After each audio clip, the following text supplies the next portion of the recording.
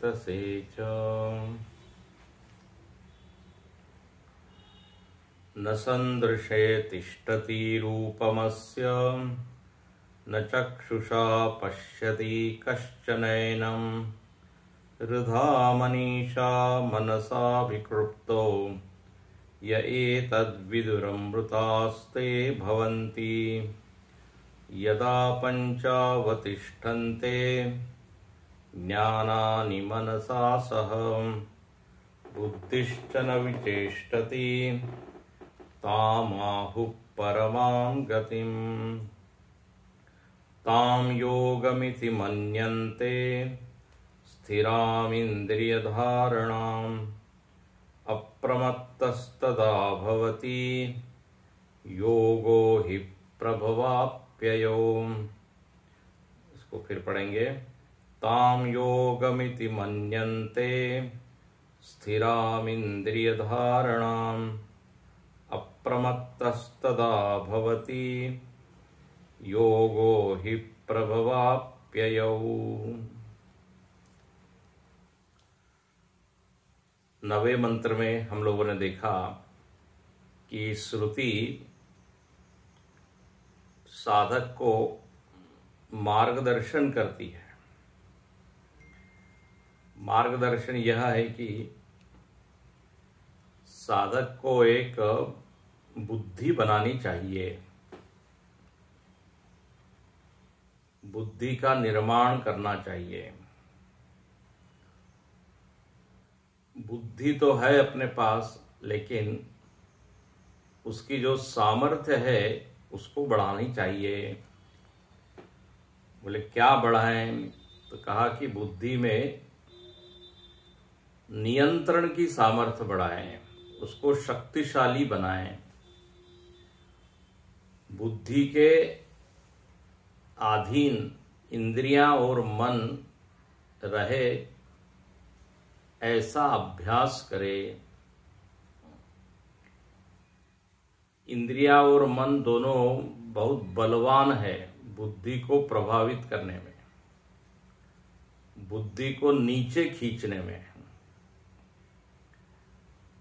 मन अपने तर्क देता है, युक्तियां देता है, कहता है यही करना सही है, जो कि वास्तव में गलत होता है। इसलिए बुद्धि को बड़ा सावधान रहना पड़ेगा, या सावधान उसको रखना चाहिए। अंग्रेजी में गुरुजी ने एक अच्छा वाक्य कहा, alert always avoid accident. Alert person जो सावधान है, ऑलवेज सावधान है। A avoid accident. If you are always alert, then you can avoid दुर्घटना। तो बुद्धि की ओर ज्यादा ध्यान देना है। इसलिए लिखते हैं रुधा मनीषा मनसा विकृप्ता। बुद्धि के द्वारा मनन करें, बुद्धि में इतनी सामर्थ्य पैदा हो जाए कि बैठ जाए तो वो विचार करने में सक्षम हो। सजातीय वृत्ति प्रवाह उसमें दीर्घ काल तक बना रहे। जब किसी विषय को लेके हम विचार करने बैठे तो बुद्धि मन और इंद्रियों की आवाज को दबा सके, उसको ये कह सके कि आपकी बातें हम बाद में करेंगे, अभी हम चिंतन कर रहे हैं। तो ऐसी जो बुद्धि, इसी को यहां लिखा है मनीषा, ऐसी बुद्धि के द्वारा जाना जाता है तत्व। फिर यहां पे आगे परम गति का वर्णन है, पराम गतिम। पराम गतिम का यहां पर अर्थ है कि सारी जो उपाधियां हैं, मतलब ये करण समुदाय है, ये कर्ण समुदाय चेष्टा रहित हो गया है। इन करणों के जो व्यापार है, तत्तद व्यापार, तत्तद व्यवहार, तत्तद चेष्टाएं, वो क्या हो गई? शांत हो गई है। ये चित्त बिल्कुल उपराम हो गया है। इसको क्या बोलते हैं? उपरामता की स्थिति। इसमें गीता में भी भगवान लिखते हैं, यत्रोपरमते चित्तम निरुद्धम योग सेवया। बोले जब चित्त उपराम हो जाता है, इंद्रियां भी उपराम हो गई, मतलब अब उनमें जो है चांचल्य नहीं रहा, अपने अपने गोलिकों में बैठी है। बुद्धि का जो विचार करने का काम है, बोले वो भी बुद्धि ने रोक दिया। बुद्धिश्चन विचेष्टति। तो ऐसी जो एक अवस्था है, बोले इसको आप क्या समझिए? पराम गतिम। पराम का मतलब होता है उच्च। तो ये चित्त की बहुत ऊपरी भूमिका है, ऊपरी भूमि है, ऊपरी स्तर है, ऊपरी स्थिति है, जो भी बोलना चाहे। व्यवहार में हम देखते हैं हमारा चित्त बहुत निचले स्तर पर रहता है, जहां विक्षेप है, जहां वासनाएं हैं, जहां पर विकार है, तो निचले पायदान पर है, निचली धरातल पर है। लेकिन जिस स्थिति का वर्णन यहां पर किया गया है वह ऊंची स्थिति है, और उसी को यहां दूसरा नाम 11वें मंत्र में श्रुति देती है, ताम योगम इति मन्यन्ते। ताम, ताम गतिम, ताम स्थितिम। ताम ये सर्वनाम है। उस स्थिति को, उस स्थिति को योगम इति मन्यन्ते, उसको योग कहा जाता है, उसको लोग योग कहते हैं। बोले कौन है ये लोग? अब मन्यन्ते शब्द लिखा है, तो मन्यन्ते कौन मानते हैं? इस स्थिति को योग कहा जाता है। किनके द्वारा? तो ज्ञानियों के द्वारा, योगियों के द्वारा, जो सिद्ध साधक है उनके द्वारा, जो साधना कर रहे हैं उनके द्वारा, क्योंकि उनको तो अनुभव है, वो तो रोज की उनके लिए ये स्थिति है। तो वही इसको योग के नाम से पुकारते हैं। अब योग शब्द इतना व्यापक है और इतने अर्थों में प्रयुक्त होता है, प्रसंग अलग हो, संदर्भ अलग हो, तो उसके अर्थ बदल जाते हैं। गीता में योग शब्द के अलग अलग अर्थ हैं। समत्वम योग उच्यते, योग कर्मसु कौशलम। कर्म यदि आप समर्पित भाव से कर रहे हैं वो भी योग हो गया। भगवान से प्रेम कर रहे हैं वो भी योग हो गया। हर चीज योग है। एक व्यापक अर्थ क्या है? साधना का अर्थ है योग। अब साधना जिस प्रकार से है उस प्रकार से वो योगों के नाम पढ़ते जाते हैं। कर्म की साधना है कर्मयोग। यहां तक कि श्वासों को लोग देखते हैं, उसको नियंत्रित करते हैं, उसको स्वर योग। दाहिनी नासिका, बाईं नासिका, है ना, उसके ऊपर ही ध्यान देते हैं वो। स्वर योग। भागवत जी में कृष्ण भगवान ने तो बड़ी मजाक की। बोले हम कौन सा योग कर रहे हैं? स्तेय योग। स्तेय मतलब चोरी। माखन चोरी भी एक योग है। ये गोपाल कृष्ण बाल कृष्ण का योग है। अरे बड़े होने पर हम कर्मयोग वगैरह बताएंगे, अभी तो चौर योग। चौर योग का भी एक फायदा था कि गोपियां जो है वो प्रसन्न होती थी। माखन चोरी तो क्या वो करेंगे, चित्त की चोरी कर लेते थे। चित्त चोरा यशोदा के बाल। गोपियों को दर्शन मिलता था और उससे उनको आनंद होता था, इसलिए माखन चोरी। खैर, तो वहां योग शब्द आया, इसलिए हमने कहा, उसका यहां से कोई संबंध नहीं है। तो ताम योगम इति मन्यन्ते, चित्त की एक परम सात्विक ऐसी एक अवस्था है जहां पे इंद्रियों की हलचल शांत हो गई है, मन बुद्धि भी विश्राम को प्राप्त हो गई है, कोई उपद्रव नहीं है। अच्छा, जागृत है, ये ध्यान रखना, क्योंकि ये जो वर्णन है, ये वर्णन सुन के कोई कह सकता है कि इस स्थिति का अनुभव हमको रोज होता है। कहाँ होता है? बोले निद्रा में। यदा पंचावतिष्ठन्ते ज्ञानानि मनसा सह, नींद में भी बिल्कुल यही होता है। लेकिन नींद में वो इंद्रियां इत्यादि आत्मा में स्थित नहीं होती, अभाव में लीन हो जाती है, शून्य में लीन हो जाती है। शून्यावस्था है वो। यहां शून्यावस्था नहीं है, ये योग की अवस्था है। तो ताम योगमिति मन्यन्ते स्थिराम इंद्रिय धारणाम। बोले इंद्रियां अचल हो जाती है, स्थिर इंद्रियों की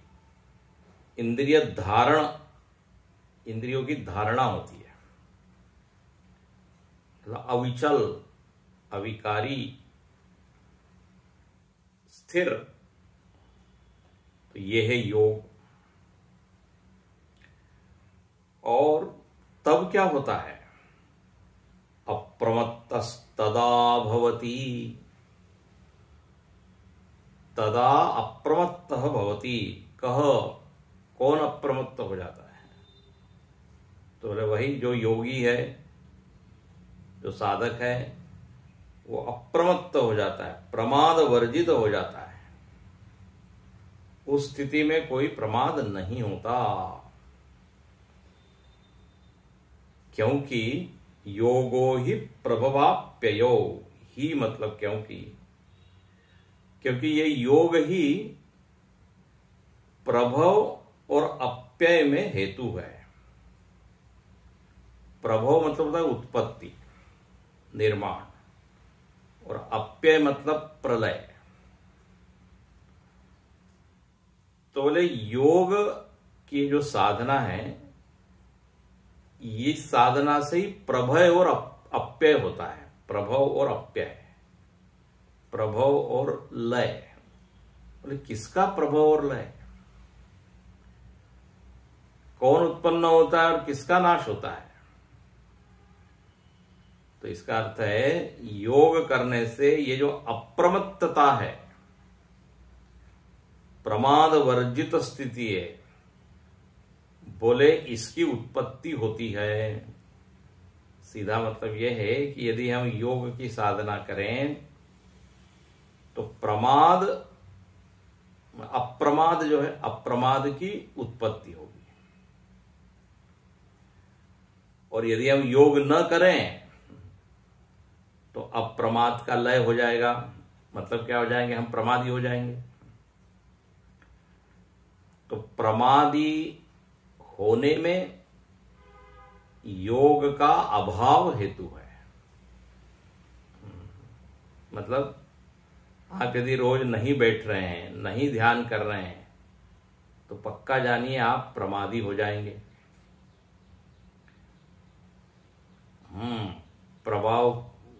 प्रमाद की क्या हो जाएगी? उत्पत्ति हो जाएगी। और यदि रोज बैठेंगे तो प्रमाद का लय हो जाएगा। और इसको अच्छे से देखेंगे, योगो ही प्रभव अप्ययो, ये जो अप्रमत्तता की स्थिति है इसमें योग ही कारण है। योग करते रहें तो बिल्कुल अप्रमाद बना रहेगा, और यदि नहीं करेंगे तो अप्रमाद का नाश हो जाएगा, लय हो जाएगा, और व्यक्ति आलसी हो जाएगा। तो यहां पर बहुत ही सुंदर वर्णन योग की स्थिति का करते हैं। तो लिखते हैं ताम योगम इति मन्यन्ते, इसके ऊपर भाष्य लिखते हैं, ताम ईदृशम अवस्थाम योगम इति मन्यन्ते। बोले ये जो स्थिति है जो अभी बताई कि जहां बुद्धि शांत हो गई है, मन के संकल्प विकल्प निवृत्त हो गए हैं, इंद्रियां अपने विषयों से व्यावृत्त हो गई है, परावृत्त हो गई है, तो बोले ये जो ईदृशिम अवस्था, इस प्रकार की जो अवस्था है इसको योग कहते हैं। अब यहां पर जैसे कल भी हमने संकेत किया था, श्रुति ने कोई प्रक्रिया नहीं बताई, क्रम नहीं बताया कि इस स्थिति को प्राप्त करने के लिए आप कैसे बैठे हैं। अब इट इज अंडरस्टूड कि आपका खान पान कैसे हो, सोना जागना उठना बैठना कैसे हो, इसकी सूचनाएं यहां पर नहीं दी गई। ये मान करके आप लोग आगे बढ़ चुके हैं, आपको ये सब मालूम है। नहीं तो गीता में तो भगवान कर्म से शुरुआत करते हैं, कर्मयोग करो, फिर वहां कहते हैं रोज बैठो, उपविश्यासने युंजात योगम आत्मविशुद्धये। रोज बैठिए, भले ही मन चंचल हो, मन भटक रहा हो, फिर भी बैठने का अभ्यास कीजिए। सततम, गीता में 6 अध्याय में बार बार शब्द आता है, सततम, सदा, सदा शब्द आता है, सततम आता है। तो इसमें हम रेगुलर रहे, ये भाव है। नित्य जो है निवृत्त होकर बैठे, मन को एक आदत लगाए, बुद्धि को, बिना मोबाइल के, बिना व्हाट्सएप के, बिना इंटरनेट के, है ना, बिना किसी बाह्य विषय में इन्वॉल्व हुए मन को बिठाइए शांति से। और ये एकदम नहीं होता। भगवान कहते हैं यतो यतो निश्चरति मनश्चंचलमस्थिरम, बार बार वो मन फिसलेगा, फिसलता ही है। हर किसी का अनुभव है, हर किसी की एक ही समस्या है कि ध्यान के लिए बैठे कि भागा मन को बिल्कुल वो अच्छा नहीं लगता, क्योंकि वो इग्नोर कर दिया जाता है, उसके सारे विषय इत्यादि पर ध्यान नहीं देते हम, तो मन जो है भागता है। जैसे बच्चे लोगों को, जब बच्चों को पढ़ाई के लिए बिठाया जाता है तो वो भागने का प्रयत्न करते हैं, एक जगह रहना बैठना, बोले ये हमको पसंद नहीं है। तो भगवान कहते हैं शनै शनै होगा ये,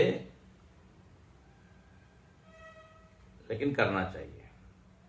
गीता में तो भगवान कहते हैं अनिर्विण्ण चेतसा, बिना थके, बिना उबे, बिना आलस्य के, भले 5 मिनट ही क्यों न हो, बैठना चाहिए। तो यहां पर कहते हैं कि ये जो अवस्था है इसको रोज प्राप्त करें, योगम इति मन्यन्ते। और अब ये योग क्या है, तो भाष्यकार इसको और भी बढ़िया से कहते हैं वियोगम एव संतम। बहुत ही अच्छा, बोले जिसको हम जब से योग योग कह रहे हैं, वास्तव में वो योग क्या है? वियोग का नाम योग है। ले, वियोग को योग कहते हैं। ये कैसे? क्या वियोग तो एकदम उल्टा विपरीत अर्थ वाला शब्द है। वियोग मतलब विच्छेद, दूर होना, और योग मतलब होता है जुड़ना। तो योग और वियोग तो ऐसे ऐसे शांति अशांति, सुख दुख। वियोगमेव संतम, बोले जो योग की स्थिति हमने बताई वो वास्तव में वियोग है। नहीं, बोले इसको थोड़ा और विस्तार कीजिए, कैसे आप कह रहे हैं? तो भाष्यकार कहते हैं सर्व अनर्थ संयोग वियोग लक्षणा। वाह, ही इयम अवस्था। इस अवस्था का लक्षण क्या है? बोले इस अवस्था में वियोग होता है। जिसको हम योग योग बोल रहे हैं, वास्तव में क्या है? वो वियोग की अवस्था है। अच्छा, बोले किसका वियोग होता है? सर्व अनर्थ संयोग वियोग। ये जितने अनर्थ है, अनर्थ चीजों का जो संयोग हुआ पड़ा है, अनेक ऐसी चीजें हैं जिसमें कोई हमारा हित नहीं है, कोई कल्याण नहीं है, कोई उसमें क्या कहते हैं लाभ नहीं है। ऐसी वस्तु, व्यक्ति, अवस्था, इन सब से हम क्या जुड़े हुए हैं? ऐसी वृत्तियां, अनर्थकारी वृत्तियां। तो जिन जिन से अनर्थ होता है उनका अभी संयोग ऑलरेडी है, योग करना नहीं है। इन सब चीजों से हम लोग संलग्न है, जुड़े हुए हैं। इनका वियोग हो जाना ही क्या है? ये ध्यानावस्था है, योग की अवस्था है। कितना सुंदर है ये। सर्व अनर्थ संयोग वियोग। और भाष्यकार ने ये धीरे से उठा लिया है भगवत गीता से। ये जो वाक्य है, तम विद्यात् वियोगम योग संगीतम, गीता के 6 अध्याय में आता है। बिल्कुल यही भाव। बोले उसको योग जाने। बोले किसको? बोले दुख के संयोग का जो वियोग है। तम विद्या दुख संयोगम वियोगम योग संगीतम, ये वाक्य है 6 अध्याय में। उसको तुम योग जानो। तम विद्या मतलब जानो। क्या जानो? योग। योग की संज्ञा इस अवस्था को प्राप्त होती है। मतलब योग इस अवस्था का नाम है। किस अवस्था का? बोले जहां दुख के संयोग का वियोग हो जाए। अब यहां पे दुख के बजाय भाष्यकार ने शब्द रिप्लेस कर दिया अनर्थ। अनर्थ का जो संयोग हुआ है, मतलब जिससे दुख मिलता है, उन सारे विचारों का, उन सारे विकारों का, भावनाओं का, जो कहना हो आप कहिए, उनसे क्या हो जाए? वियोग। बहुत ही बढ़िया योग। तो मतलब योग प्राप्त नहीं करना है, योग ऑलरेडी प्राप्त है। हमको अपने से जुड़ना नहीं है, हम अपने से जुड़े हुए ही हैं। लेकिन क्या है, अपने को देखने की फुर्सत कहां है? हम लोग दूसरी चीजों में इतने उलझे हुए हैं, इतने जुड़े हुए हैं। हम क्या कहते हैं, हम बड़े बिजी है, व्यस्त है। व्यस्तता का स्वरूप क्या है? किसी न किसी विषय का विचार कर रहे हैं, बस वही है व्यस्तता। और क्या है? ऑफिस का विचार हो रहा है, उसी को हम कह देते हैं व्यस्त है। अभी मैं बोल नहीं सकता, अभी बैठ नहीं सकता, क्यों? I am busy. Busy means what? नहीं, वो ऑर्डर आया है, उसके ऊपर विचार करना है। वो ईमेल आया है, उसका उत्तर देना है। बॉस ने बुलाया है, वहां जाना है, ट्रेवल करना है, मतलब किसी न किसी अनात्म चीजों से हम जुड़े हैं, उसी को हम बोल देते हैं व्यस्तता है, संयोग है। तो यहां पर कहते हैं योग में क्या होना है, किसी से जुड़ना नहीं है बल्कि तोड़ना है। संबंध विच्छेद कर दो कुछ देर के लिए। जैसे कोई चीज उल्टी पड़ी हुई है, अब हम क्या कह रहे हैं, उसको उल्टा करो उल्टा करो। अरे उल्टा करो मतलब क्या, उसको सीधा करो। लेकिन ऑलरेडी वो उल्टी पड़ी हुई है तो हमको बोलना पड़ रहा है उल्टा करो उल्टा करो। कोई गिलास उल्टा पड़ा है तो उसको उल्टा करो, उल्टा मतलब सीधा करो।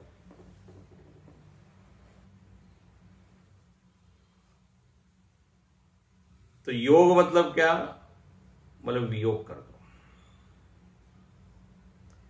जैसे नींद में, फिर हम बताते हैं, नींद में वियोग ही होता है कि नहीं, सारी चीजों का वियोग हो जाता है और तब शांति शांति मजा। तो सर्व अनर्थ संयोग वियोग, इसके ऊपर चिंतन आप कीजिए।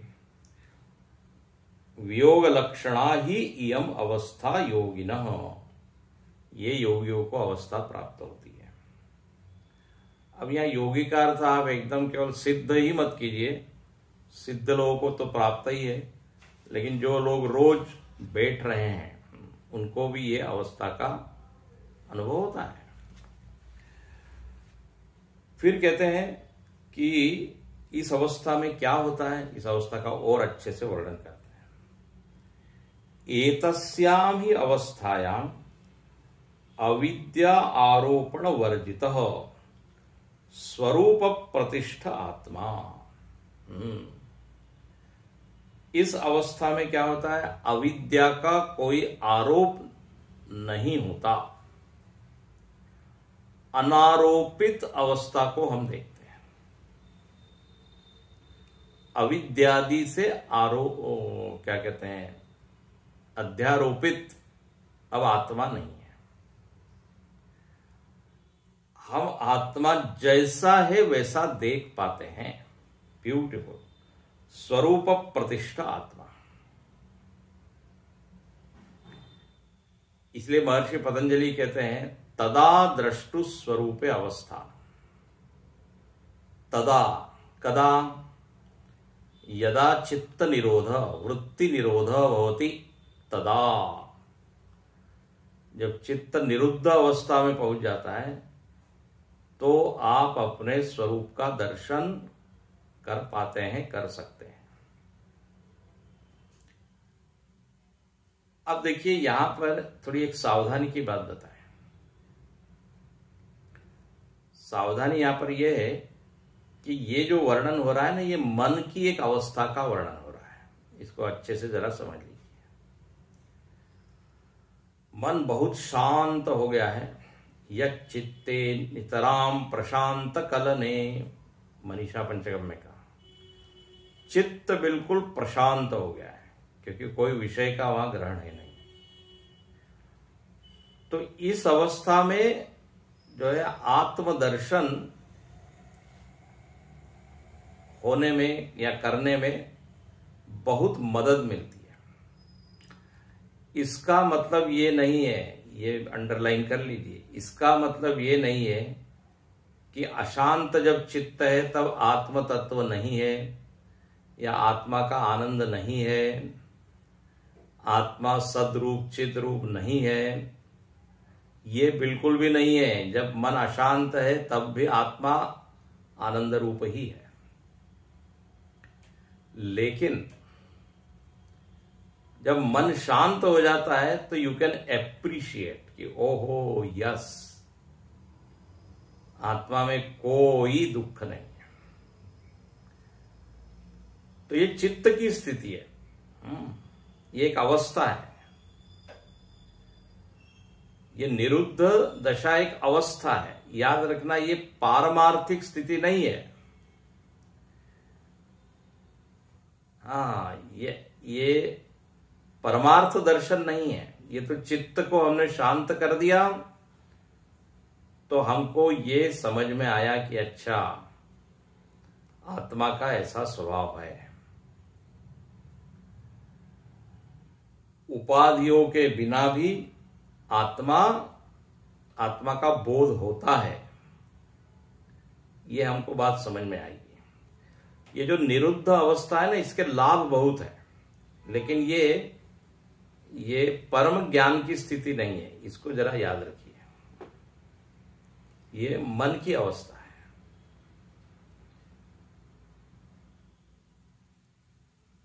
इस अवस्था में दो तीन चीजें होती है। एक तो आप ये समझ पाते हैं कि बिना विषय के भी आनंद है, स्वाधीन आनंद का अनुभव इस अवस्था में होता है। और इससे क्या होता है, इसका परिणाम क्या होता है कि आनंद के लिए जो हम पराधीन हो रहे हैं, वो पराधीनता हमारी समाप्त हो जाती है। पराधीन आनंद की बात हमने कल की थी। पराधीन आनंद में एक तो समय की सीमा है, जब तक आप विषय के साथ जुड़े हैं तब तक आनंद है। फिर उसमें आनंद का जो काल है वो भी कम है। यहां तो कहते हैं लाग अखंड समाधि, कितने दिनों तक, बीते संवत सहस 87, भगवान शंकर का वर्णन है। 87,000 साल बैठे हैं अपने आप, कोई विषय की जरूरत नहीं है, फिर भी मस्त है, फिर भी मजा है, फिर भी रस है।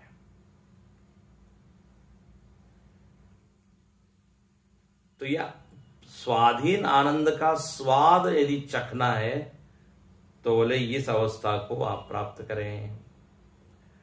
और ये जो करण इत्यादि है, इसके बिना भी हमारी स्थिति है, मैं हूं, ये हमको ज्ञात होता है। आत्मसत्ता है, अहम अस्मि। ये नहीं कि जब इंद्रियां हो, मन बुद्धि काम कर रही हो तभी आत्मा है। हाँ। यदि हम ये ध्यान करने रोज बैठे तो ये भी एक क्या होता है, रेवलेशन होता है, ये भी एक क्लिक होता है कि अरे इंद्रियां मन बुद्धि कुछ काम नहीं कर रहे हैं, फिर भी मैं तो हूं। नहीं तो हमको तो सतत यही लगता है कि यदि आंखें काम कर रही तो मैं हूं। सतत हम सोपाधिक आत्मा को ही अनुभव करते रहते हैं। मतलब ये ऐसा ही है कि लहर है तभी समुद्र है, ऐसा यदि कोई कहे, अरे बिना लहर के भी तो समुद्र है कि नहीं? नहीं, जब तक लहरें नहीं उठेगी हम कैसे कहेंगे समुद्र है? इसका मतलब उसने समुद्र को ठीक से पहचाना नहीं। तो यहां लिखते हैं एतस्याम अवस्थायाम अविद्या अध्यारोपण वर्जित। अध्यारोपित अवस्था नहीं है, स्वरूप प्रतिष्ठा आत्मा। तो ये रोज बैठने से, नित्य सतत बैठने से यह अवस्था प्राप्त होती है। लेकिन फिर हम कह रहे हैं ये एक अवस्था है मन की। अच्छा, बोले ज्ञान की फिर क्या स्थिति है? आप इसको ज्ञान क्यों नहीं बोल रहे हैं? बोले क्योंकि देखो, कोई भी अवस्था होती है तो वो टेम्पररी होती है, थोड़ी देर के लिए होती है। अवस्था का मतलब ये जो आती है जाती है। तो बहुत सत्व के चलते मन शांत हो गया और आपको आत्मदर्शन हो गया। लेकिन सत्व कम हो गया तो फिर लगता है कि अरे हम आत्म तत्व से बहुत दूर चले गए ना, ये एक लोगों को लगता है। जिस दिन ध्यान नहीं किया, जिस दिन आपने जैसे जप करने की आदत है, तो जप में अनुभव होता है हम भगवान के साथ है, भगवान हमारे साथ है। लेकिन अब जप नहीं हुआ कुछ दिन तो लगता है हम भगवान से बड़े दूर चले गए, ऐसा लगता है। लेकिन कहीं दूर गए नहीं। न क्वापि गतः, गोपियों को भी लगा कि भगवान दूर चले गए, वही थे लेकिन वो अंतर्धान हो गए थे। वर्णन आता है ना, मान आ गया था उनको। तो ऐसे ही चित्त की अवस्था ऊपर नीचे होती है तो उससे निरुद्ध व्यक्ति हो जाता है सत्व के कारण। रजोगुण तमोगुण के कारण व्युत्थान अवस्था हो जाती है उसकी, वो फिर विक्षेप चंचलता आ जाती है। तो फिर ऐसा लगता है वो तो उसका वियोग ही हो गया, भले ऐसा नहीं वो है। तो ये पारमार्थिक स्थिति क्या है कि हर स्थिति में आपको आत्मदर्शन हो, ये वेदांत है। केवल निरुद्ध दशा में ही नहीं, हर समय योग रतो व भोग रतो व अपि, संग विहीना नहीं कि जब एकांत में बैठे तभी आत्मा है और आंख से जगत दिख रहा है तो आत्मा गायब हो गया, आत्मा से मिलना है तो आंख बंद करो। ये प्राय ऐसी है एक धारणा होती है हमारे। तो योग और वेदांत में ये थोड़ा फर्क है। योग में क्या कहते हैं, तदा द्रष्टु स्वरूप अवस्थान। तदा मतलब यदा चित्त वृत्ति निरोधा, उसी का यहां वर्णन है। लेकिन वो क्या हुआ, एक थोड़ी देर के लिए, हमेशा तो निरुद्ध रह नहीं सकते हैं। चित्त का व्यापार ही न करें तो फिर व्यवहार कैसे होगा। तो 8 घंटे ठीक है, आपने चित्त का निरोध कर दिया, तो चित्त के निरोध की अवस्था से लाभ बहुत है, ध्यान से सुनना। जैसे मैंने कहा, स्वाधीन आनंद की आपको अनुभूति हो सकती होगी, उपाधि के बिना मेरा अस्तित्व है, ये अनुभव होगा, और मन फ्रेश हो जाएगा, उसकी थकान मिट जाएगी, विश्रांति मिलेगी, उसको विश्राम का अनुभव होगा। और वो बड़ा खुश होगा कि अरे वाह, हमको एक बढ़िया अवस्था मिल गई जहां पे बिना विषय के आनंद मिल रहा है, तो इससे बढ़िया बात क्या होगी। इसलिए लोग जो है बैठते हैं, कल हमने उदाहरण दिया था रमण महर्षि का। तो ये एक अवस्था का नाम है, चित्त की अवस्था, ठीक है। इसको जरा समझ के रखिए। और यहां लिखते हैं इस अवस्था में क्या होता है, स्थिराम इंद्रिय धारणाम। स्थिराम, स्थिराम का अर्थ कहते हैं अचलाम, इंद्रिय धारणाम बाह्य अंतःकरणानाम धारणम इत्यर्थ। बोले इस स्थिति में इंद्रियों की चंचलता खत्म हो जाती है, और धीरे से भगवान ने यहां पर इंद्रिय में इंक्लूड कर दिया अंतःकरण को भी। बाह्य अंतःकरणानाम, वास्तव में तो यहां क्या आया है, इंद्रिय धारणाम, इंद्रिय का नाम है, लेकिन यहां शंकराचार्य जी अंतःकरण को भी उसमें शामिल कर लेते हैं कि मनीराम भी जो है वो क्या हो गए, शांत हो गए, अचल हो गए। अब ऐसी स्थिति में अर्जुन ये नहीं कह सकता चंचलम ही मना कृष्ण, अचंचल स्थिति। एक हम लोग भजन गाते हैं, चंचल मन नित राम जपा कर। अपने ही मन को कहते अरे मनी राम, ओ मन महाराज थोड़ा राम का जप कर, तो थोड़ी तुम्हारी चंचलता क्या होगी, शांत होगी। भटकने की ऐसी आदत लगी हुई है, सारे गेट बंद करने पर भी, सारे इंद्रियों को रोकने पर भी ये मन सटक जाता है, ऐसा होता है। लेकिन बोले अभ्यास करें तो क्या होता है, अभ्यास है न तो वैराग, अभ्यास है न तो कौन्तेय वैराग्येण च गृह्यते। तो अंतःकरणानां धारणम इत्यर्थ। बहुत बढ़िया। अच्छा, अब ऐसी ये स्थिति है। अब इस स्थिति में क्या होता है सुनिए। तो बोले अप्रमत्तस्तदा भवति। उस समय क्या हो जाता है, वो अप्रमादी हो जाता है। अच्छा भाई, अप्रमत्त मतलब क्या हो जाता है, प्रमाद वर्जित, प्रमाद रहित। और प्रमाद रहित होना मतलब क्या, समाधानम प्रति नित्यम यत्नवान हो, नित्य प्रयत्नशील होता है वो। किसके लिए, समाधानम प्रति। समाधानम प्रति मतलब समाधान का अर्थ है ये ध्यान। समाधान का मतलब बार बार आधान करना मन का आत्मा में। मन का जो बार बार हम विषयों से हटा के आत्मा में डाल रहे हैं, आत्मसंस्थम, ये जो प्रैक्टिस है, ये जो प्रयत्न है, बोले इसी को क्या कहते हैं, अप्रमत्त स्थिति। प्रमाद वर्जित समाधानम प्रति नित्य यत्नवान। मतलब क्या है, यदि कोई व्यक्ति योग कर रहा है, रोज ये चित्त इंद्रियों को शांत कर रहा है, तो अब उसको ये करने में मजा आता है, तो वो प्रमाद छोड़ देता है और नित्य बैठता है। यतते एक शब्द गीता में आता है, प्रयत्न करता है।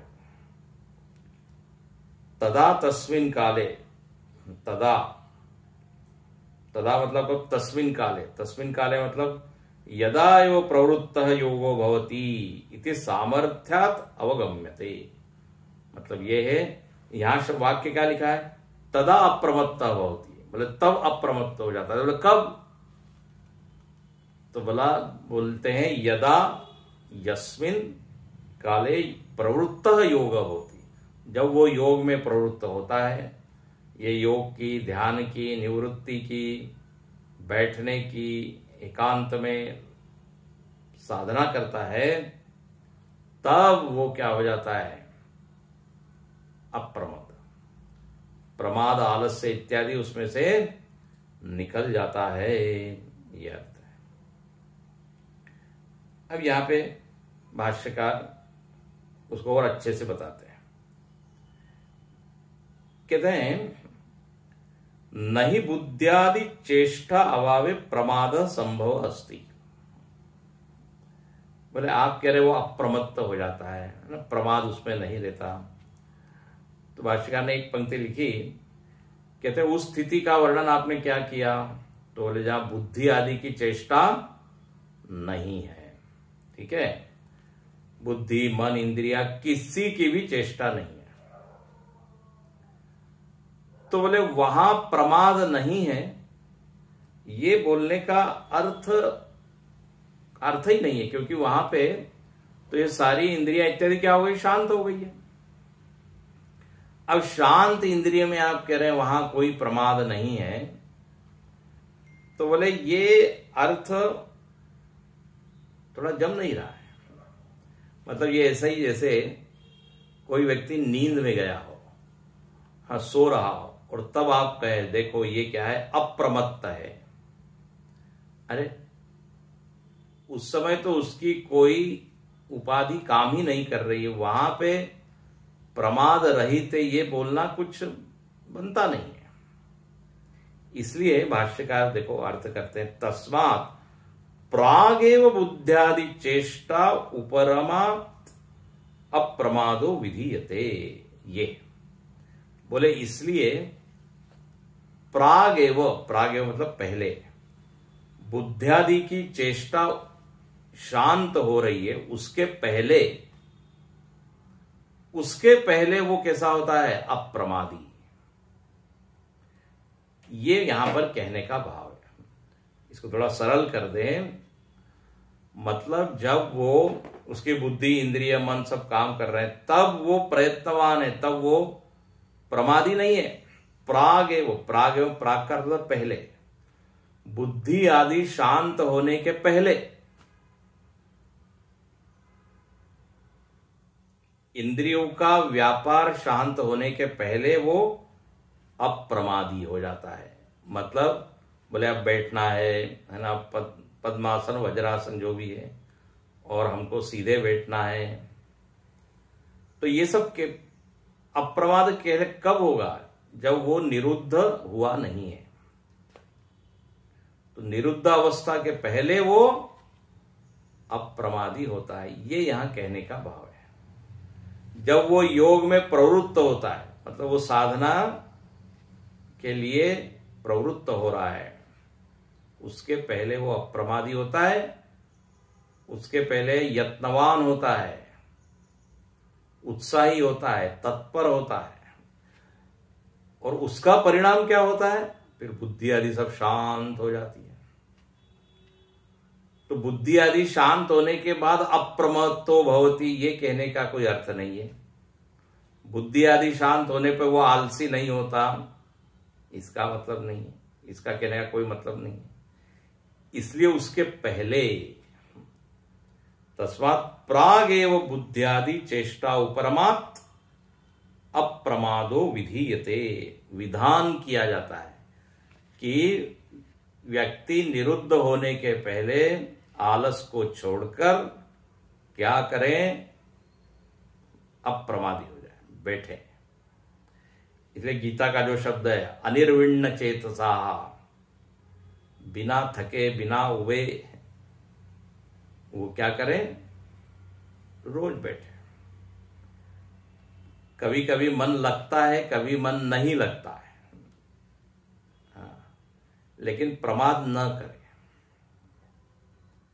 तो एक बार उस योग का यदि रस आ जाए तो देखो वो व्यक्ति फिर यत्न करके बैठेगा, सब कुछ छोड़ के। हमने देखा है कई लोगों को, बोले जरा हम ध्यान कर लेते हैं फिर आते हैं, उनको ध्यान का ऐसा चस्का लगा हुआ है शांत मन का ऐसा चस्का लगा हुआ है कि वो सब कुछ छोड़ के पहले वो कर लेते हैं।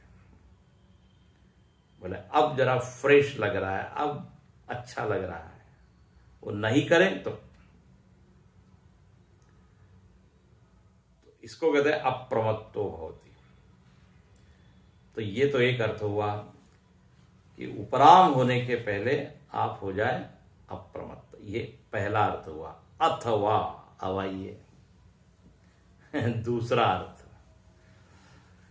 अच्छा, जब दूसरा, पहले भी आपको बताया, जब भगवान भाष्यकार दो अर्थ करते हैं तो दूसरा अर्थ ज्यादा गहरा होता है और उसमें उनकी जरा ज्यादा रुचि होती है।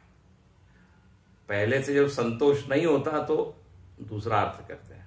बोले अथवा, जब ये कहा है कि वो अप्रमत्त हो जाता है तो बोले उसका अब असली अर्थ बताते हैं। अथवा यदा एव इंद्रियाणाम स्थिराधारणाम तदानीमेव, बोले जब सारी इंद्रियां शांत हो गई, बुद्धि का व्यापार शांत हो गया, तदानीम तब निरंकुशम अप्रमत्तत्वम इति अतः अभिधीयते अप्रमत्तस्तदा भवति। आहा, ये बहुत ही अच्छा अर्थ है। बोले जब ये निरुद्ध अवस्था प्राप्त हो गई उसको, तब वो अप्रमत्त हो जाता है। तदा अप्रमत्त होती, मतलब क्या होता है? तो बोले निरंकुशम अप्रमत्त, निरंकुश अप्रमत्तता का अनुभव उसको होता है। मतलब ये बिना किसी प्रयत्न के, निरंकुश का अर्थ क्या है? कोई अंकुश नहीं है, कोई उसके ऊपर बैठा नहीं है, कोई प्रयत्न पुरुषार्थ करने की जरूरत नहीं है, बिना उसके ही वो अप्रमत्त हो जाता है। अभिधीयते, अभिधीयते, और ऊपर वाली पंक्ति में लिखा है विधीयते। देखो इसमें फर्क है, ऊपर की पंक्ति में लिखा है विधीयते, मतलब विधान किया जाता है। पहला वाला अर्थ क्या किया था कि निरुद्ध के होने के पहले वो अप्रमत्त हो जाए, प्रयत्न करके बैठे, तो उसका विधान है, ये उसके लिए एक सूचना है।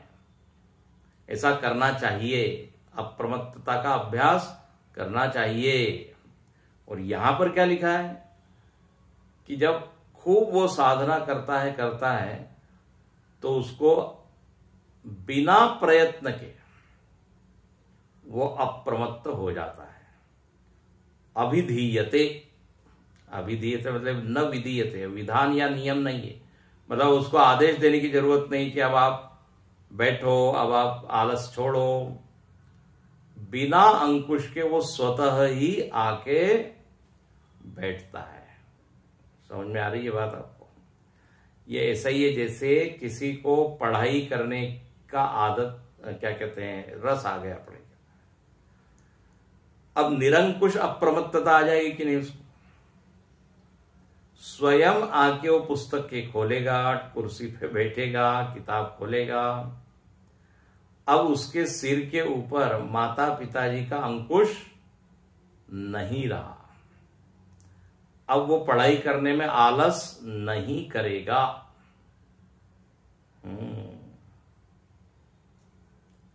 अब उसको बोला घंटों बैठेगा।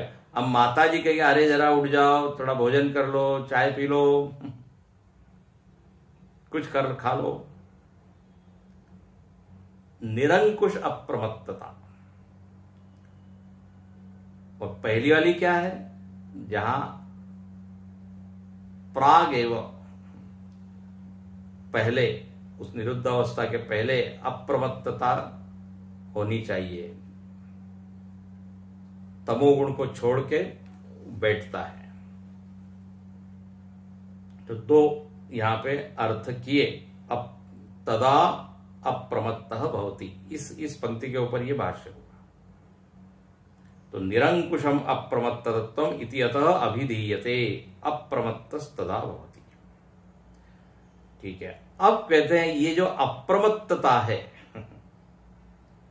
ये अप्रमत्तता का उदय और अस्त होता है। तो इसलिए कुतः, ये अप्रमत्तता का उदय अस्त कब होता है? कल इसको देखेंगे। योगो ही यस्मात् प्रभवः अप्यय उपजन अपाय धर्म। कल देखेंगे इसको। इसका अर्थ केवल इतना है कि ये जो अप्रमत्तता की जो स्थिति है, ये उत्पन्न भी होती है और नष्ट भी होती है। तो कैसे उत्पन्न होती है? योग करते रहे तो अप्रमत्तता का उद्भव होगा। और यदि योग हमने छोड़ दिया तो हम इस अप्रमत्तता की स्थिति से वंचित हो जाएंगे। तो देखो यहां कैसे है, बड़ा टेक्निकल शब्द दिए हैं। प्रभव अप्यय, ये जो अप्रमाद की स्थिति है, इसमें हेतु क्या है? योग। यदि हम योग करते रहे तो आलस से दूर भाग जाएगा, और नहीं किया तो फिर आ जाएगा। इसलिए यहां आग्रह क्या है कि व्यक्ति को करते रहना चाहिए। तो आप उत्साही बने रहेंगे, आप तत्पर बने रहेंगे, ये जो तमोगुण है ये दूर भाग जाएगा। योग ही हेतु है प्रभव और अप्यय में। ठीक है, इसका और विस्तार आगे कल देखेंगे।